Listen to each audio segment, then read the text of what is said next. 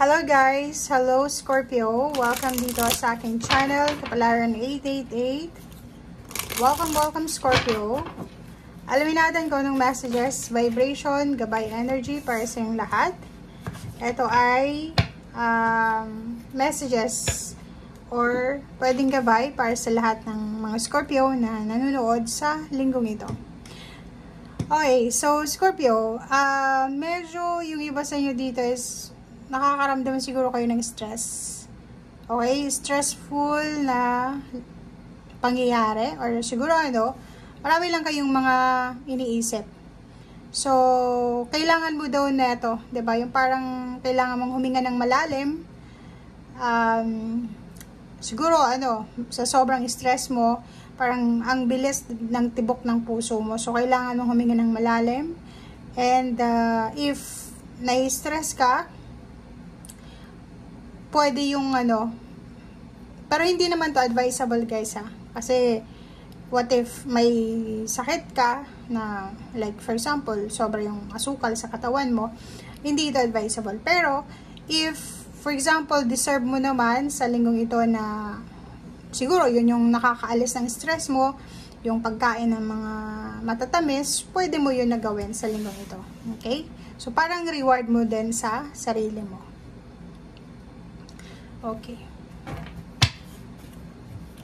Oops.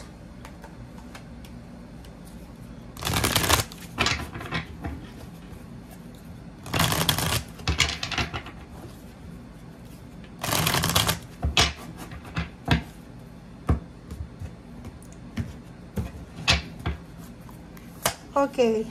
Sacrifice, number 12. Temptation, number 15. Victory and success, number 6. And rejoice and celebration. Ang galing na ito. So, Scorpio, kung makikita mo yung baraha mo, sobrang ganda ng baraha mo. Nakikita natin dito na yung ginagawa mo sa ngayon, marami kang sinasakripisyo sa yung buhay, sa yung sarili. Pwedeng ikaw ay breadwinner or pwedeng ikaw ay nasa malayong lugar, nagtatrabaho, malayo sa pamilya mo. And medyo parang ang temptation dito sa linggong ito is yung marirealize mo siguro or pwedeng may mga tao sa paligid mo na nagsasabi sa'yo na lugi ka or parang hindi mo deserve itong ginagawa mo kasi napapagod ka, nagsasakripisyo ka, samantalang yung pamilya mo nagpapasarap or yung asawa mo or yung karelasyon mo. So, parang ganon. So, pwede yun yung temptation sa ngayon. Diba? So, if may ginagawa ka sa ngayon, nagtatrabaho ka, nasa malayo ka man or nasa malapit, huwag kang makikinig sa mga sinasabi ng mga tao sa paligid mo na parang i-brainwash ka nila. Okay? Kasi temptation lang yun eh. Pwedeng gusto nilang sirain yung diskarte mo, yung strategy mo, or gusto nilang sirain kung ano man ang magandang pamilya na binuo mo. So, dito sa barahang to, ituloy mo lang yung pagsasakripisyo mo. Ituloy mo lang itong mga pagtsatsaga mo kasi may naghihintay sa'yo na balanse, na victory and success, and celebration. So, ang linggong ito is, from 18, diba? So, March 18 siya hanggang 24. So, may celebration din. Pwedeng may birthday celebration ng anak mo, ng magulang mo, wedding anniversaries, or marami kang kailangan, or may mga isi-celebrate ka sa linggong ito. So, wag mong panghinayangan, wag kang manghinayang sa mga effort or sa ginagawa mo. Kasi may kapalit yan eh. Yung mga taong nagsasabi na hindi mo deserve yung magtrabaho, mapagod, wag ka sa kanilang makikinig. Kasi yung ginagawa mong pagtitiis, nakukuha mo naman, di ba? Halimbawa, hindi ka naman nagtatrabaho ng walang sweldo, may sweldo ka naman, di ba? So, dito sa barahan to, ituloy mo lang kasi kung ano yung ginagawa mo sa ngayon, may kaakibat yan na swerte, may kaakibat yan na pagpapala, biyaya. Okay? So, yun.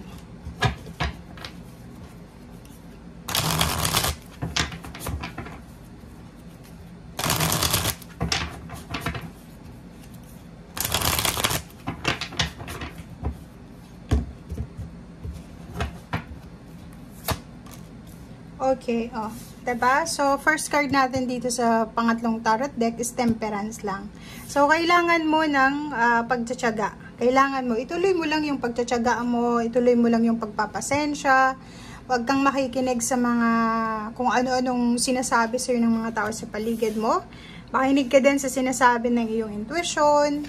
And at the same time, bago ka gumawa ng decision making, or kung ano man tong decision na gagawin mo, isipin mo ito ng mabuti. And ang decision making na to is hindi ka magdedesisyon dahil sa sinabi nila, sinabi ng tao sa paligid mo.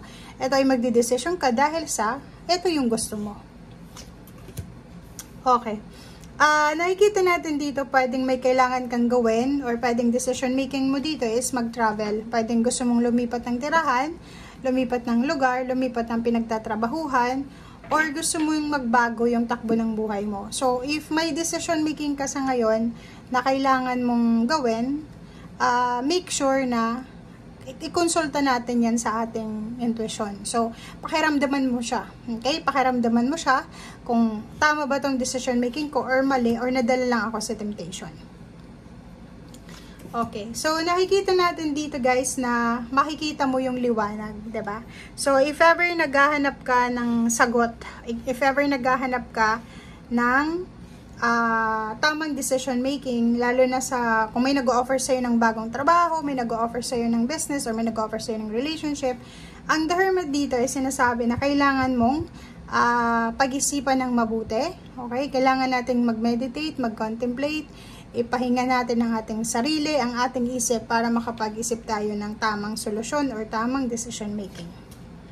Okay, o diba? So sinasabi ng baraha, may choice ka. Ang daming choices na pwedeng pagpilian tungo sa pag-unlad mo, diba? So victory and success. So pareho kayo ng Pisces, lumabas din yung 6 of Wands na sinasabi ng baraha na kahit anong decision making itong gagawin mo, as long as napapunta to doon sa victory and success, doon sa biyaya, sa pagpapala, sa good luck, sa good fortune, sa prosperity and abundance, go lang ng go. Okay? 7 of Cups yun, di ba? May choice ka. Huwag mong isipin na wala kang choice. May mga pain, heartaches, or kung ano man tong mga nangyari sa nakaraan, ang posibleng magkakaroon ng hustisya. So, for example, na-scam ka, naloko ka, or pwedeng may nagawang hindi maganda sa'yo, posibleng magkaroon ito ng closure or posibleng magkaroon ng katapusan. Yung evidence sa inyo dito is if yun, kung nagsasuffer ka sa iyong trabaho, sa iyong pinagkakakitaan, or sa kung saan pa man, parating na yung karma. Okay? It's a good karma, guys. And may nakikita tayo dito, may tatapusin kang isang trabaho, pwedeng magre-resign ka sa isang trabaho, and then pipirma ka ng bagong kontrata sa isang trabaho. So, nakikita natin dito yung Chariot. Diba? Ito siya. Okay, so thank you for watching and see you again, Scorpio. Bye!